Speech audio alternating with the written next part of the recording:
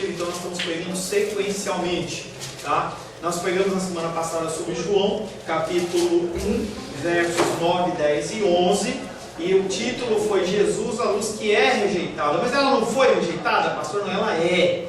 E ela é por mim e por você, quando nós não testificamos, quando nós não damos provas da nossa fé, quando nós não oramos, não lemos, não agimos como cristão. Então a luz hoje ainda, ele é rejeitado por mim e por você, sem falar do povo aí fora. Jesus é a luz que brilha no meio das trevas e que se manifestou na história da existência humana. Glória a Deus, né, irmão? Que a luz, Jesus a luz, ele se manifestou. Não é algo psicodélico, não é uma coisa da mente de alguém, mas ele realmente esteve na terra. O versículo que nós guardamos para a nossa meditação é Salmo 119, 105, que fala: lâmpada para os meus pés é a tua palavra e luz para os meus caminhos. Além de nos salvar, ele também é a luz para os nossos caminhos.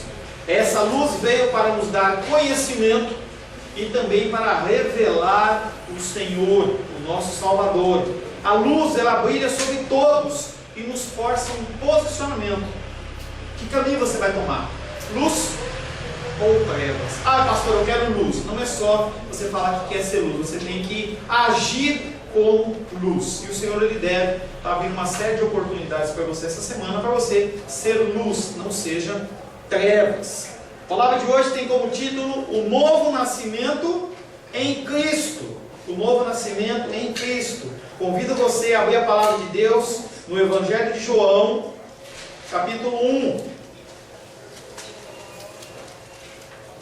Apenas o Guilherme está isento de abrir a palavra de Deus.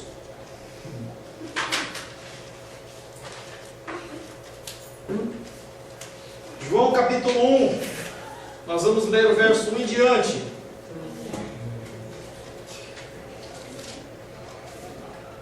Assim diz a palavra de Deus: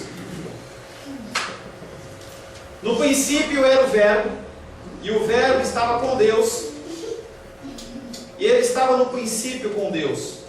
Todas as coisas foram feitas por intermédio dele, e sem ele nada do que foi feito se fez.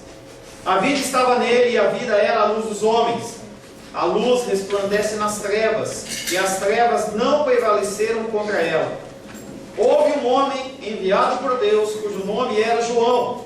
Este veio como testemunha para que testificasse a respeito da luz, a fim de todos virem a crer por intermédio dele. Ele não era luz, mas veio para testificar-se da luz, a saber, a verdadeira luz que vinda ao mundo ilumina a todo homem. O Verbo estava no mundo, o mundo foi feito por intermédio dele, mas o mundo não o conheceu. Veio para o que era seu, e os seus não o receberam. Mas a todos quantos o receberam, deu-lhes o poder de serem feitos filhos de Deus, a saber, aos que creem no seu nome, os quais não nasceram do sangue, nem da vontade da carne, nem da vontade do homem, mas de Deus. E o Verbo se fez carne, e habitou entre nós, cheio de graça e de verdade, e vimos a sua glória, glória como do unigênito do Pai. Palavra do Senhor, amém? Amém. Senhor, em nome de Jesus, mais uma vez nós temos o privilégio de lermos a Tua Palavra. Enquanto cristãos pelo mundo, Senhor, não tem esse privilégio, nós podemos sim ler a Tua Palavra. Ler em voz alta, Pai. Ler, Pai querido, refletindo, discutindo, expondo, conversando. Nós temos esse privilégio. E nessa noite, Pai, nós estamos aqui para louvar, adorar e bendizer o Teu nome. Precisamos da Tua orientação. Como nós lemos no versículo de Salmos, a Tua palavra é a lâmpada para os nossos pés. Sem essa lâmpada, Pai querido, nós tropeçamos, caímos, andamos como ovelhas desgarradas, Pai querido, sem pastor. E nós precisamos da Tua palavra. Pai querido, eu não tenho essa capacitação, não, Pai querido, não puxo para mim a soberba de poder ter a capacidade humana de expor a Tua palavra. Por isso eu clamo o Teu Espírito Santo. Clamo também, Senhor, que os meus irmãos e irmãs, Pai, possam receber um recado santo aos seus corações. Recado para dirigir essa semana, recado para dirigir esse mês de junho, recado para dirigir toda a sua vida. Em nome de Jesus. Amém. Glórias a Deus. O primeiro versículo que nós vamos estar meditando é João capítulo 1, verso 12. Hoje nós vamos meditar em 2 versículos, o verso 12 e o verso 13. Verso 12 diz o seguinte: mas aos que o receberam, aos que creem em seu nome, deu-lhes o poder de se tornarem filhos de Deus. Embora os seus, os judeus, não o tenham acolhido, há quem o receba. O problema é o que se tem recebido. E aí, se você for numa feira, aqui em Brasília não tem muito isso, em São Paulo tem, feira livre, se fecha uma rua, e aí as pessoas vão vender legume, verdura, peixe, e eu sei que chega lá por volta do meio-dia, as pessoas não querem trazer os produtos para casa, aí fica a hora da xepa, e começa a gritar, cada um grita mais alto, oferecendo o seu produto, para poder se livrar. Infelizmente, Jesus ele tem muitas vezes sido tratado como um produto de feira, em que parece que o tempo está acabando e as pessoas começam, Jesus aqui, Jesus lá, mas com uma motivação errada. As pessoas, nós meditávamos hoje pela manhã, as pessoas elas têm buscado um Jesus que não é o Jesus bíblico, não é o Jesus que está na Bíblia, não é o Jesus que fala de sofrimento. O Jesus que está sendo pregado é um Jesus bonitão, um Jesus, você sabia que Jesus não era bonitão? Não era bonitão nessa tipologia. Ele era uma pessoa comum. Ele tinha um cabelo como o pessoal do Oriente Médio. Ele tinha uma pele escura, talvez castigada pelo sol. Mas as pessoas elas têm vendido um Jesus superstar aí, que não é o verdadeiro Jesus. O Jesus nosso é um Jesus de sofrimento. Nós temos falado sobre isso. Esse Jesus impõe a você sofrimento e não felicidade. Pastor, eu não quero sofrer. Não seja cristão. Você é feliz em Cristo. É diferente. Você não é feliz por as coisas do mundo. A pessoa pode ter carros, pode ter apartamentos, pode ter um bom salário, mas sem Cristo verdadeiro, ela está sempre procurando alguma coisa para estar repondo o coração. Hoje a gente vê a figura do evangélico, do cristão protestante não convertido, que até um pouco tempo atrás existia. Pessoas que participam de marcha para Jesus, mas que no outro dia não muda nada, a pessoa continua a mesma coisa. Então as pessoas elas têm sido muito de oba-oba, de muita festa, muito evento, entendeu? Mas a palavra mesmo eles não querem pregar. Jesus, ele fala um pouquinho sobre isso em João 10,16, que fala, ainda tem outras ovelhas, não desse aprisco, se referindo aos judeus, mas a mim me convém conduzi-las, falando de nós, elas ouvirão a minha voz, então haverá um rebanho e um pastor. Enquanto as pessoas estão com essa gritaria aí, canal de televisão, quem pode mais, e as pessoas fazem show, chamam um artista gospel, que as pessoas agora todos se converteram, e aí a pessoa vai fazer um show, chama numa igreja 50, 60 mil reais para fazer um show, cantar meia dúzia de músicas, e fica aquela gritaria, coloca faixa, isso e aquilo, e é uma coisa que eu tenho com Rosângela meditado muito, muito cuidado para a gente não entrar nesse oba-oba, nesse alarde. Temos conversado, falei hoje pela manhã também, conversando bastante com o Sebastião em relação a buscar estratégias de Deus para fazer com que a palavra de Deus seja divulgada. Não é o objetivo de encher a igreja, mas de proclamar o Evangelho. E sim, se a pessoa quiser vir congregar com a gente, ou a gente acredita que a gente pega o Evangelho, ou não acredita. Se a gente acredita, a gente tem que sim chamar as pessoas. E nós temos buscado isso. Então, nesse dia, quando Jesus Cristo chamar as suas ovelhas, as ovelhas que são dele vão ouvir a voz e vão seguir. Aqueles que não, eles vão falar, é mais um modismo, é mais uma pessoa que está inventando uma coisa, uma moda, e eles vão seguir outros caminhos.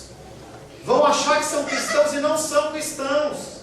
Isso é muito perigoso, gente. Você achar que você é cristão e você não é cristão. Porque naquele dia, carteirinha de igreja, título de pastor, bispo, apóstolo, e agora vai pastor, apóstola, presbítera, essa é nova, presbítera. E aí todos esses títulos não vão resolver nada para você naquele dia. Você vai se apresentar desnudo perante o Senhor. O que você vai apresentar? Quando Ele chamar a sua voz, quando Ele falar, a voz dele vai ser audível para aqueles que o conhecem. E o tempo de buscar é hoje. Estava lendo um livro Eu tenho lido um livro que chama Estudos do Sermão do Monte, Martin Lloyd Jones. É um livro que deve ter umas 1000 páginas. E eu não sei como o cara escreveu tanto a respeito de um tema, mas cada vez que eu leio, eu me constranjo. Ele falando que naquele dia vai ser um dia diferente, em que você vai estar perante o Senhor, sem nenhuma credencial, sem nada, e você vai tomar consciência de todo o tempo que você perdeu na sua vida, fazendo coisas que não representam nada. Há vários exemplos de pessoas fora do povo judeu que reconheceram essa luz. Separei 2. João 4,39. Muitos samaritanos daquela cidade creram nele, em virtude do testemunho da mulher que anunciara. Ele me disse tudo quanto tenho feito. Testemunho da mulher samaritana. Nós vamos estar estudando isso também. Uma mulher que estava sentada à beira do poço, que já tinha tido vários maridos. O Senhor Jesus manda os seus discípulos comprar comida. Você imagina 12 homens indo comprar comida. Que doido. Mas ele ficou sozinho com aquela mulher e foi caminhando. Ela se converteu e testificou da luz. Sem ser judia, ela testificou da luz pelo contato com o Senhor. Uma outra pessoa, João capítulo 12, verso 20 e 21 diz: Ora, entre os que subiram para adorar durante a festa, havia alguns gregos. Estes, pois, se dirigiram a Filipe, que era de Betsaida na Galiléia, e lhe rogaram: Senhor, queremos ver Jesus. Jesus era festeiro, participava de festas. Judeus são festeiros. Eles entendem que a eleição deles como povo de Deus é motivo de festa. E você fica com essa cara de broa sendo eleito do Senhor. Qualquer coisa que acontece, você murmura. Eles festejaram. Você tem que glorificar o Senhor. Eu sei que as lutas e as dificuldades, elas acontecem comigo também, acontecem com você. Não tem como eu pesar a sua dificuldade com o meu pensamento e vice-versa. Mas nós temos que entender que nós somos mais que vencedores em Cristo Jesus. E não é uma palavra de ordem, é uma palavra bíblica. Porque Ele nos escolheu, Ele nos adotou. Por Ele nós fomos feitos filhos de Deus. Isso é motivo para glorificação. Você tem a oportunidade de passar a eternidade ao lado do Criador. Você tem essa oportunidade. Aleluia. Não fique com cara de broa. Eu não sei como é uma cara de broa. Não tem cara. Assim não, essa cara é bonita. E aí esses gregos numa festa. Então é essa. Os gregos numa festa, eles começaram a buscar Cristo. Eles ouviram falar desse homem. Eles ouviam a voz. Eles não eram judeus, mas eles já ouviam a voz do bom pastor. A voz do bom pastor os atraiu. E eles falaram: queremos ver esse Jesus. A rejeição não é total da palavra e nunca foi. Pois já nos tempos do Antigo Testamento sempre houve um remanescente fiel. Para aqueles que receberam a palavra, para aqueles que manifestaram tal fé, a palavra deu-lhes o direito de se tornarem filhos de Deus. Essas pessoas desfrutam do privilégio.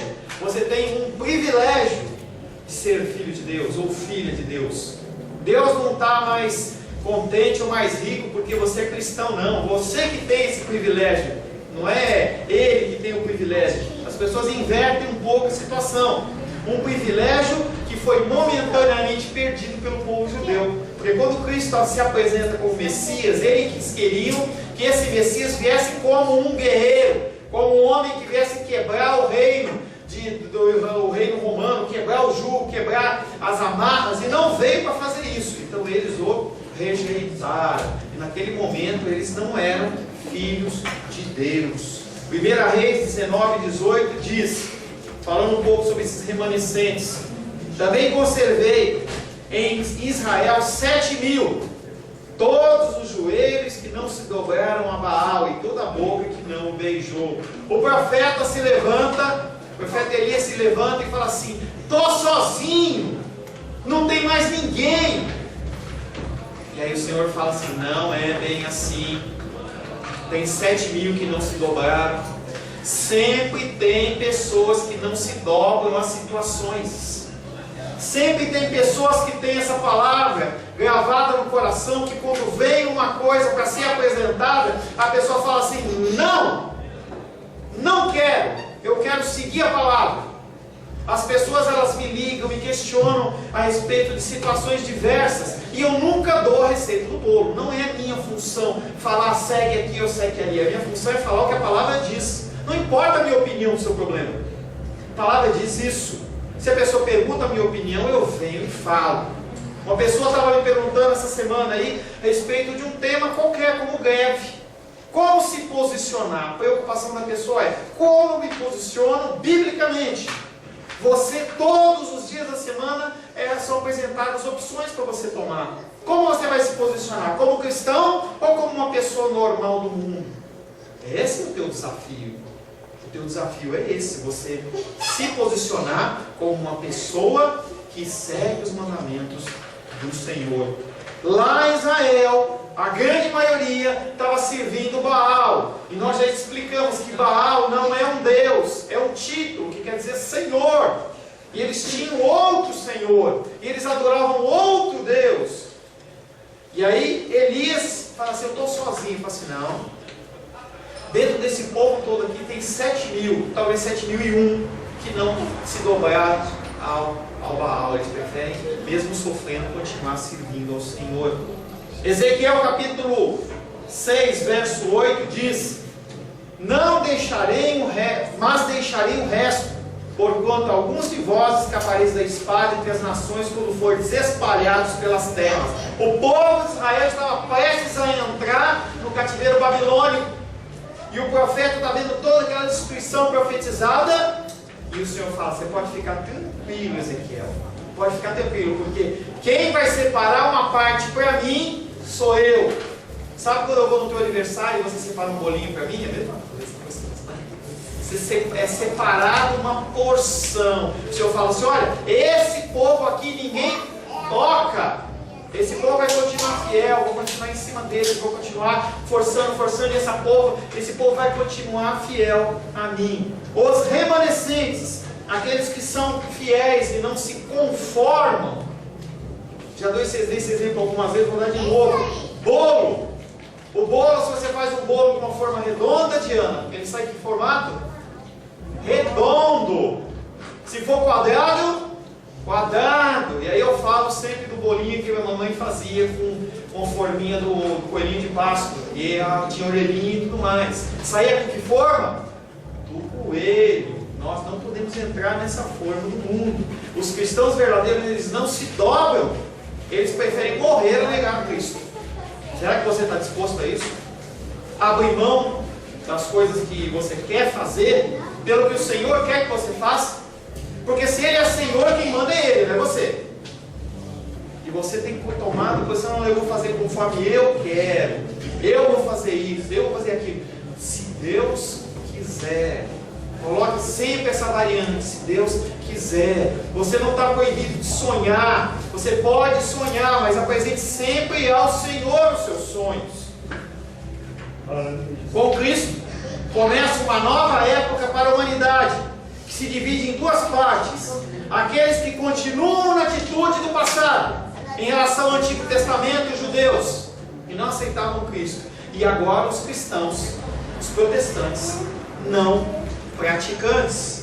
Pessoas que vivem sendo religiosos, até frequentam cultos, até tem uma frequência, pode ter um cargo na igreja, mas que não tem relação de intimidade nenhuma com o Senhor. Vai ficar, não vai com o Senhor. Mas eu era pregador, eu era pastor, eu frequentava. Não vale coisa nenhuma sem um relacionamento com Deus. Esse é um povo. E há aqueles que sofrem, que erram, que pecam, mas que quando ouvem a voz do Senhor, falam: opa, o Senhor está falando. O Senhor está falando. Esses são aqueles que reconhecem Jesus Cristo como a palavra. Reconhecem e aceitam. Reconhecem, aceitam e praticam. Reconhecem, aceitam e praticam a palavra de Deus. Isso é muito importante, querido. Esses são livres do domínio das trevas. Os outros continuam sob o domínio das trevas. Com Cristo começa uma nova época. Mesmo que Israel não tenha acolhido o povo, acolhido Jesus, houve exceções, porque não é tarja, não é placa de igreja, não é título, não é nada. Aqueles que ouvem a voz do Senhor são aqueles que são escolhidos pelo Senhor. E dentro do povo judeu tinha pessoas que aceitaram Cristo. Entre eles eu separei dois. Primeiro, João 49, que fala de Natanael. Natanael estava lá, ouve falar de Jesus, não acredita no momento inicial, mas logo depois que o Senhor começa a falar com ele, ele fala: você é verdadeiramente o rei, você é verdadeiramente o mestre. Ele conseguiu ouvir a voz. Outra pessoa, Nicodemos. Lembra do Nicodemos? Ele se apresenta no momento inicial, na calada da noite, escondidinho. Jesus, eu preciso falar com você, Jesus, mas tem que ser à noite. Mas vem de manhã, Nicodemos. Não, eu vou à noite. E ele vai escondidinho, vai sem ninguém, vai lá. E começa a questionar Jesus porque ele está incomodado com alguma coisa. No momento inicial, dúvida, mas no final esse homem mostra que ele se converteu verdadeiramente. Nesse texto nós vamos ler João capítulo 18, 19, versos 38 a 40. Depois disso, José de Arimateia, um outro judeu, E depois disso, José de Arimateia, que era discípulo de Jesus, ainda que ocultamente pelo receio que tinha dos judeus, rogou a Pilatos que lhe permitisse tirar o corpo de Jesus. Pilatos lhe permitiu. Então foi José de Arimateia e retirou o corpo de Jesus. E também Nicodemos já não estava mais escondido, ele se expôs. Aquele que anteriormente viera ter com Jesus à noite, foi levando cerca de 100 libras de um composto de mirra e aloés. Tomaram, pois, o corpo de Jesus, o envolveram em lençóis com os aromas, como é de uso entre os judeus na preparação para o sepulcro. Não foi nenhum discípulo que foi lá resgatar o corpo de Cristo. Foram pessoas do meio judeu que não tinham nenhum tipo de, aparentemente, de intimidade com o Senhor, mas no coração eles tinham ouvido a voz do Senhor. A vida luz, Cristo, para a humanidade ilumina todo homem. Embora a presença histórica de Jesus ocorra em Israel, sua mensagem é destinada para toda a humanidade. Nós não temos que escolher para quem nós vamos pregar o Evangelho. Nós temos que falar para todo mundo. Nós temos que testemunhar. Nós temos que mostrar que nós somos cristãos do dia a dia. Não só aqui na igreja, não só no momento da oração, não só no momento do dízimo, da oferta, não só no momento de você fazer evangelismo, qualquer coisa que seja. É no dia a dia, no seu trabalho, na sua escola, no mercado, no metrô, no trem, no ônibus, onde quer que seja, você tem que ser cristão e dar testemunho do Senhor. No Evangelho de João, o conceito filho não é uma coisa estática. O que é estático? Eu me converti e eu fico aqui. Tem um grupo de cristãos que ele pensa dessa seguinte maneira: como Deus, Ele é aquele que faz tudo, eu não vou atrapalhar. Então, se a pessoa está caindo no buraco, eu deixo, porque Deus vai fazer alguma coisa. Pensamento de alguns. A figura de filho é um conceito dinâmico, de movimentação. Você aceita Jesus Cristo como Salvador e você inicia uma caminhada de santificação progressiva. Você cresce cada dia um pouquinho, cada dia você vai crescendo um pouquinho, e você erra, e você tropeça, e você acerta, e você se constrange, e você vai na palavra, você viu que estava tudo errado, você apaga e começa de novo, e você vai trabalhando, e você vai crescendo em santificação progressiva. João capítulo 8, 39 diz: então lhe responderam, nosso pai Abraão, os judeus falando. Disse-lhe Jesus: se sois filhos de Abraão, praticai as obras de Abraão. Você é filho de Cristo? Você é filho de Deus? Haja como, não só fale que é. Se você diz que é cristão, haja como cristão. O nascer de Cristo capacita a exercer atividades do mesmo gênero que do Pai. As pessoas que são cristãs, elas olham o Pai e agem como o Pai, da mesma maneira que Jesus Cristo fazia. E nós não podemos fazer como o contrário, e agir como aqueles que são filhos do diabo. Porque se você age conforme as coisas que o diabo faz, você é filho dele. O diabo, ele é o pai da... Se você mente, quem é seu pai? Pastor, não fala uma coisa dessa. Se você é uma pessoa que mente, a paternidade que você tem não é de Cristo, porque Cristo não é mentira. Pastor, que difícil. A Lu conversa comigo sobre isso. Ela trabalha no secretariado e tem essa dificuldade, porque as pessoas chegam e falam assim: fala que eu não estou. Mentira. Não, mas é pequenininha, mentira branca. Tem mentira branca, Sebastião? Tem não tem mentira branca. Nem preta, é tudo preto. A gente cantou um hino aí falando que os negros batalhões, eles estão preparados. Será que você está fazendo parte dele? Esse dinamismo contido no termo filhos foi conferido pelo nascer de Deus. Deus, como Pai, por amor, comunica vida. Você tem que comunicar vida. Da mesma maneira, seus filhos são identificados como aqueles que comunicam o amor. Qual foi o mandamento que o Senhor Jesus Cristo deu? Amar a Deus sobre todas as coisas e o próximo como a ti mesmo. Como é que você pode dizer que você ama a Deus se você não demonstra esse amor por aqueles que estão ao seu lado, que são filhos dele? Quando eu falo para você trazer um saco de feijão, trazer um saco de arroz, se você não trouxer, a gente vai comprar do mesmo jeito. Mas isso é uma demonstração de amor. É demonstração de amor. Eu estou comendo feijão, eu estou comendo arroz, mas eu estou preocupado que tem gente que está passando fome. Tem gente que está precisando disso. Demonstração de amor, demonstração prática. Nós vamos começar a orar a respeito de Moçambique lá. Isso é demonstração de amor prática. Pessoas que não vão nos dar retorno nenhum. É uma coisa que é o mais próximo possível do amor de Deus, em que você dá sem esperar nada em troca. Deus, Ele nos dá o seu Filho esperando nada em troca. Você não pode oferecer nada a Deus pela sua salvação. Nem oração no monte, nem jejum, nem missa, nem culto, nem nada. Nada paga isso. Mas nós temos a possibilidade de demonstrar esse amor para aquele que nos é próximo. Execute isso. Pastor, eu não quero trazer ele porque eu fiquei constrangido. Dá em alguém, a pessoa pede na rua, dê para ele. Para de religiosidade, demonstre o amor do Senhor. Porque é isso que Deus fez. Ele deu o seu melhor. E nós estamos orando também a respeito de um evento que nós devemos fazer com as crianças, no Dia das Crianças. Não um evangelismo também, mas o objetivo maior é estar trazendo alegria para as crianças que são carentes. E nós vamos precisar de ajuda. Isso é um ato de amor. O que essas crianças vão poder fazer? Se a minha motivação é que o pai vem, aí não sei quem vem, a minha motivação é outra. Mas se a gente fizer esse trabalho no sentido de estar abençoando, um fator social, é bênção, gente. Isso é demonstração de amor, demonstração do amor do Pai. Deus nos fez seus filhos e nos capacita no nascer de novo através do seu Espírito Santo.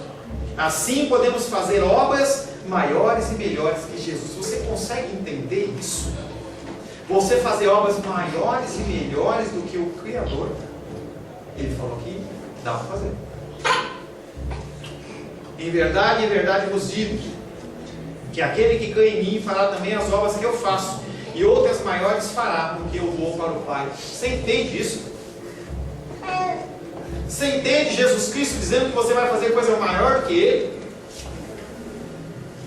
Não comece pelo complicado, comece pelo simples. João capítulo 1, verso 13. Esses não nasceram do sangue, nem da carne, nem do querer do homem, nem da vontade do homem, mas de Deus. Uma maneira de chamar aqueles que recebem a palavra é de filhos de Deus. Você é filho de Deus? Você é filha de Deus? Você age como? Falar é fácil. Comprar uma camiseta, Jesus, é fácil, né? Como é fácil as pessoas andarem com Jesus no peito? É uma frase comum. Mas é difícil andar com Jesus no coração. Uma maneira de chamar aqueles que recebem a palavra é de filhos de Deus. Eles são nascidos não de descendência natural, nem de decisão humana, mas nascidos de Deus. Nascer na família de Deus não é igual nascer na família humana.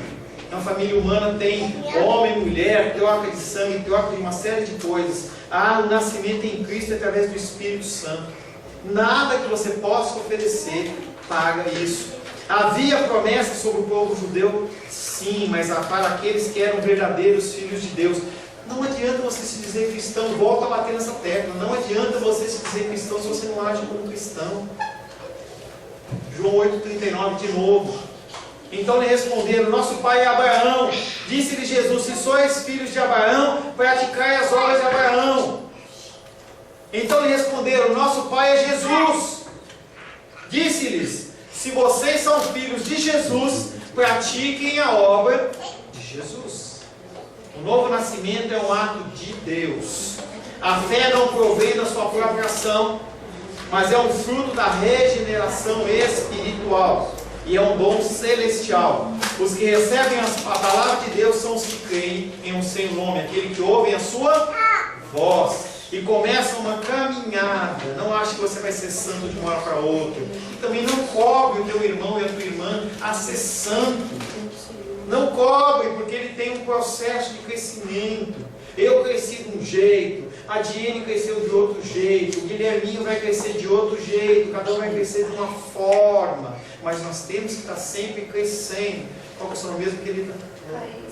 Raíssa. A Raíssa vai começar a observar o crescimento do Guilherme, e se o Guilherme tiver alguma dificuldade no crescimento, ela vai procurar um médico, senão ela vai começar a acompanhar, vai ter que ensinar a colocar papinha, vai começar a andar. É o crescimento. Você tem que olhar para o bebê, olhar para a criança e falar assim: eu tenho que ser como essa criança, dependente de Deus. Dependente de Deus e crescendo, começa a andar, começa a caminhar, começa a correr, começa a fazer atividades de seres adultos. O novo nascimento compreende duas coisas. Primeiro, batismo de águas, arrependimento. Você precisa se arrepender do que você tem feito de errado. Você sabe que você tem feito coisas erradas. Tem pessoas que mentem, tem pessoas que jogam, tem pessoas que fazem uma série de coisas que não são de Deus. Você sabe disso. Quando você vai fazer essa coisa errada, você se sente incomodado e mesmo assim você faz. Se arrependa. O primeiro batismo é o batismo de arrependimento. É um batismo que você olha para a situação e fala assim: não vou fazer mais. Não tenho forças, mas eu vou tentar, eu vou lutar. E o segundo batismo é o batismo com o Espírito Santo. Esse eu tenho, pastor, eu falo em línguas. Glória a Deus pela sua vida. Mas o batismo que eu estou falando do Espírito Santo aqui é um batismo na manifestação do fruto do Espírito. Seja amoroso, manso, benigno, bondoso, misericordioso, paciente, longânimo. É isso que o Senhor espera. É isso que vai mudar a sociedade. Não é um presidente evangélico.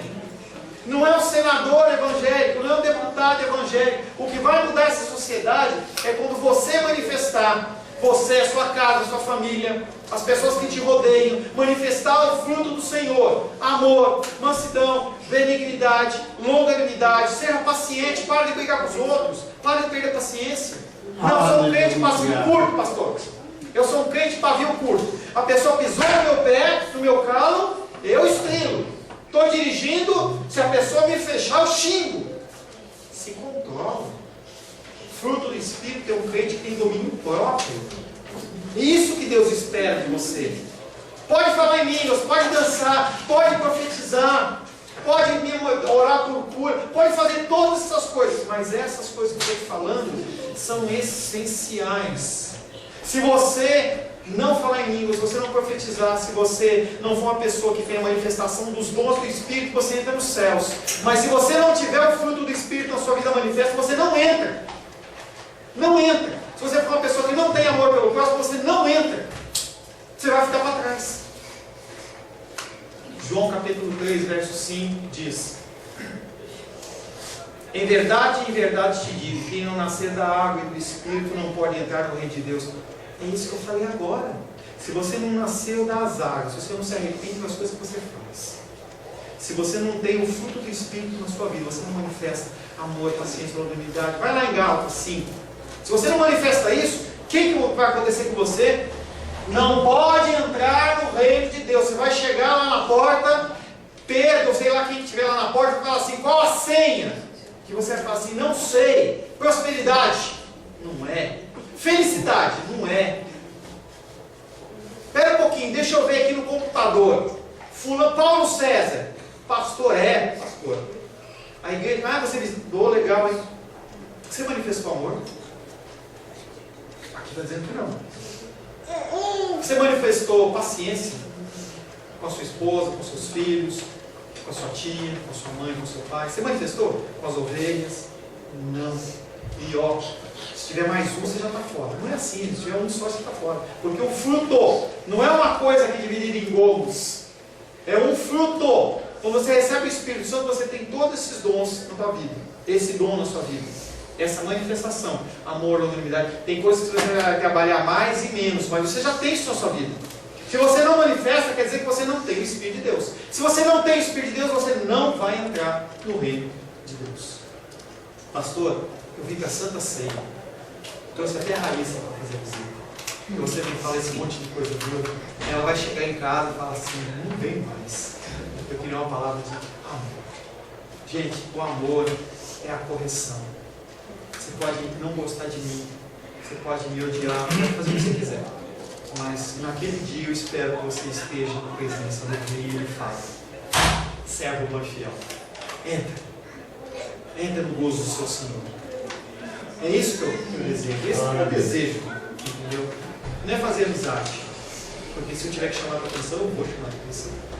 Ah, mas eu saio da igreja. Não sai, mas você vai saber que alguém falou alguma coisa de verdade para você. O homem não pode ter a vida divina, definitiva, a não ser através de Jesus. O Espírito Santo é aquele que comunica a Cristo através da sua realidade humana e nos leva a aceitá-lo como uma graça imerecida. Essa graça ela é imerecida, porque não tem nada que você possa fazer. Não é que nem você compra lá 10 pizzas e você ganha uma grátis. Então eu vou 100 vezes na igreja, eu tenho uma entrada grátis no céu. Não é assim. Aquele que nasce de Deus deve o seu nascimento a um sangue, mas não é qualquer sangue. Deve o seu nascimento de uma carne, mas não é de qualquer carne. Ele é gerado através de um varão, mas não é qualquer varão, mas daquele que comunica o Espírito, a saber, Cristo, crucificado e ressuscitado. Amém? Feche seus olhos. Amém. Feche seus olhos. Senhor Deus, Tu és adorado, Tu és bendito, Tu és glorificado, exaltado, Tu és o majestoso Deus. Não há outro Deus como o Senhor. Tu és incomparável, Tu és maravilhoso, bendito, alfa, ômega, ancião de dias, princípio, fim. Tu és aquele que governa, aquele que reina, aquele que é para sempre. O maravilhoso conselheiro, Deus forte, Pai da eternidade, príncipe da paz. E o Senhor, na sua capacidade, o Senhor, na sua glória, me escolheu. O Senhor, Pai querido, me escolheu não porque eu mereço. O Senhor não me escolheu pelos meus olhos castanhos. O Senhor não me escolheu porque eu tenho habilidades, mas o Senhor decidiu. E eu te glorifico por isso, Pai. Apesar da Tua palavra ser clara, eu confesso a Ti, Pai querido, que eu tenho dificuldade de seguir a Tua palavra.